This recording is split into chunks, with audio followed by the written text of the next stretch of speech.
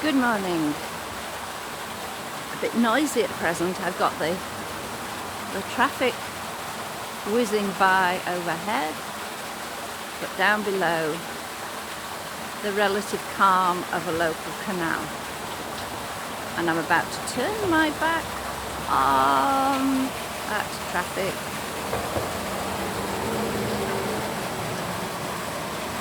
And head out along the canal.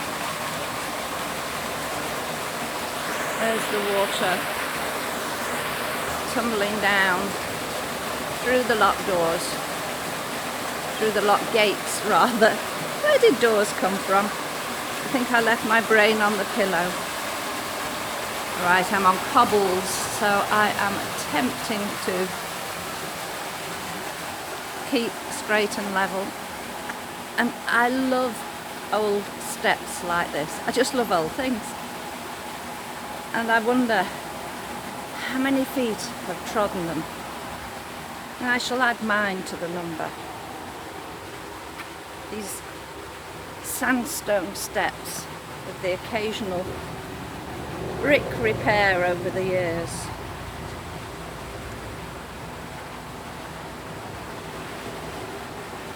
Oh, and Rose Bay willow herb growing out of a nook and cranny. Plant that I was telling you about the other day, and I've made it to the top, to the locks, and a gorgeous little lockkeeper's cottage.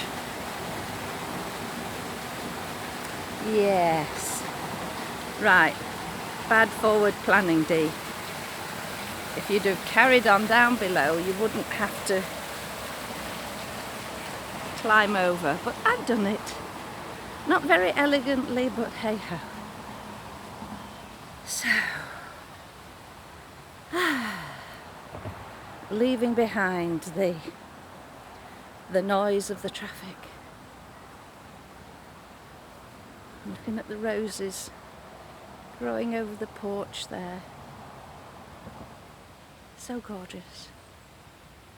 And the sun reflected off the water.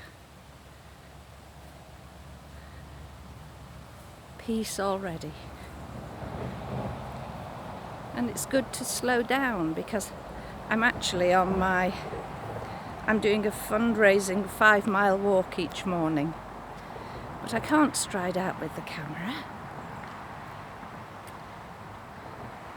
This has always fascinated me. So simple, the little raised bricks in the paths so that somebody can put their backside against there and push to open and close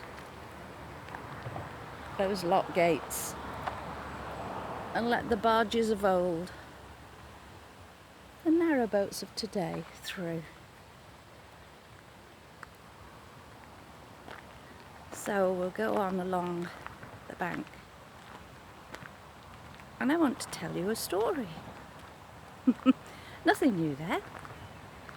It's a story from several years ago when I attended a hen night. And you've got to use your imagination that this expanse of rather muddy, browny grey water is in fact crystal clear blue water, because the hen party was designated as a Caribbean cruise with dress appropriate for that. Okay.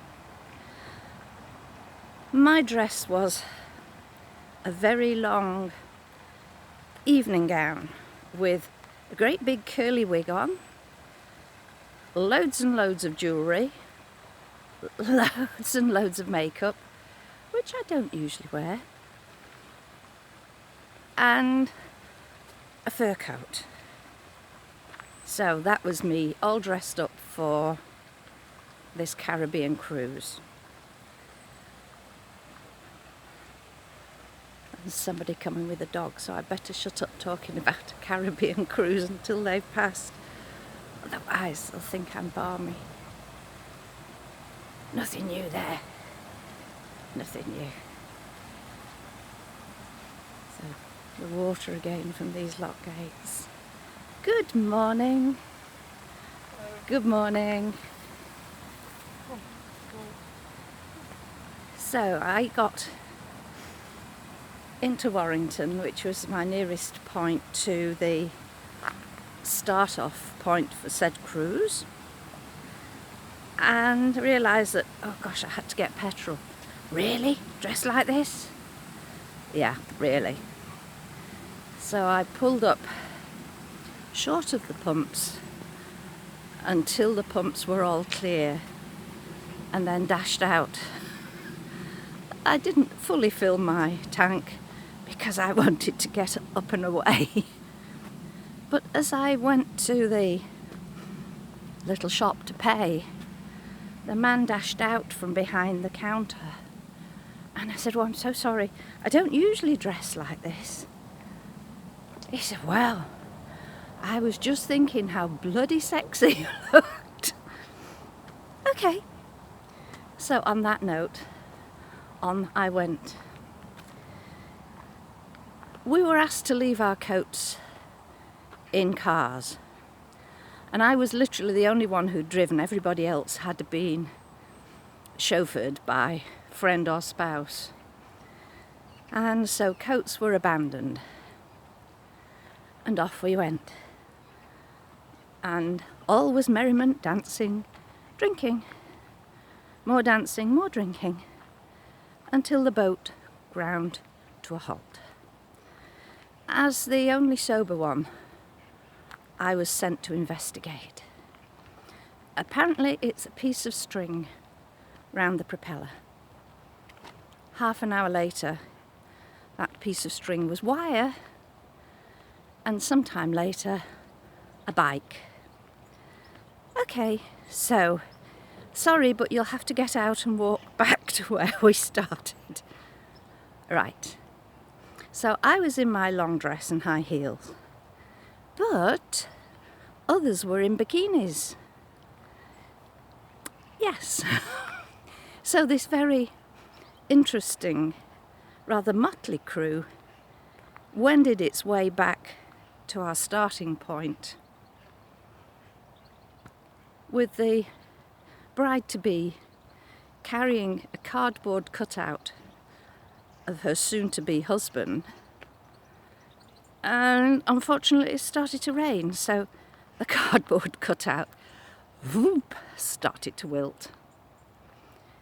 But we did it. We got back to our starting point with many a shout out of, "Oh, dog turd ahead, watch where you're going. Puddle ahead, watch where you're going." So you can imagine what a raggle-taggle brigade we looked.